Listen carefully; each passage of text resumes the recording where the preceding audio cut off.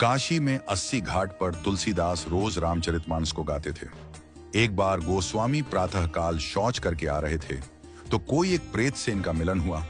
उस प्रेत ने प्रसन्न होकर गोस्वामी जी से कहा कि मैं आपको कुछ देना चाहता हूं। गोस्वामी जी बोले, भैया हमारे मन में तो केवल एक ही चाह है कि ठाकुर जी का दर्शन हमें हो जाए। उस प्रेत ने कहा कि महाराज, मैं यदि दर्शन करवा सकता तो अब तक मुक्त न हो गया होता। मैं खुद प्रेत योनि में पड़ा हुआ हूं। तुलसीदास जी बोले, फिर भैया हमको कुछ नहीं चाहिए। तो उस प्रेत ने कहा, सुनिए महाराज, मैं आपको दर्शन तो नहीं करवा सकता, लेकिन दर्शन कैसे होंगे उसका रास्ता बता सकता हूं। तुलसीदास जी बोले कि बताइए। प्रेत बोला, आप जहां कथा कहते हैं बहुत सारे भक्त सुनने आते हैं।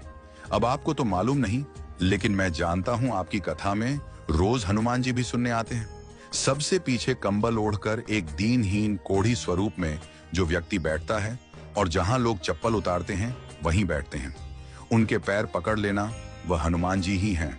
गोस्वामी जी बड़े खुश हुए।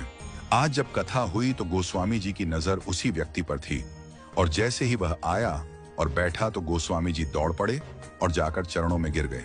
गोस्वामी जी बोले, महाराज आप सबसे छुप सकते हो, मुझसे नहीं। अब आपके चरण तब तक नहीं छोड़ूंगा जब तक राम से नहीं मिलवाओगे। यह कहा तो हनुमान जी दिव्य स्वरूप में प्रकट हो गए। तुलसीदास जी बोले, कृपा करके राम से मिलवा दो, अब और कोई अभिलाषा नहीं है। हनुमान जी बोले कि आपको राम जी जरूर मिलेंगे, लेकिन आपको चित्रकूट चलना होगा। गोस्वामी जी चित्रकूट गए, मंदाकिनी में स्नान किया, कामदगिरी की परिक्रमा की, खोज रहे हैं कि प्रभु कहां मिलेंगे। सामने से दो राजकुमार घोड़े पर आए, एक गौर वर्ण और एक श्याम वर्ण। उन्होंने रास्ता पूछा तो तुलसीदास जी ने बताया और वो चले गए।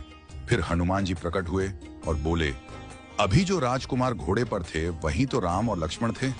आपसे ही तो रास्ता पूछा और आपने नहीं पहचाना। ये चूक हम सब करते हैं। न जाने कितनी बार भगवान सामने आए हों और हम पहचान नहीं पाए हों। सबका आदर करो, क्योंकि न जाने किस रूप में नारायण मिल जाएं। गोस्वामी जी बोले, हनुमान जी आज बहुत बड़ी गलती हो गई, कृपा करवाइए फिर मिलन हो। हनुमान जी बोले, धैर्य रखो, फिर मिलेंगे। गोस्वामी जी मंदाकिनी के तट पर स्नान कर चंदन घिसते हुए श्री राम जय जय राम गा रहे थे।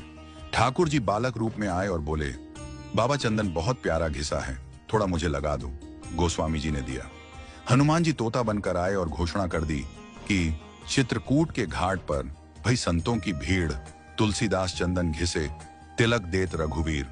तुलसीदास जी के कानों में यह वाणी पड़ी तो चरणों में गिर पड़े। ठाकुर जी बोले, अब नहीं छोड़ूंगा। प्रभु दिव्य रूप में प्रकट हुए और अंतर्ध्यान हो गए। वह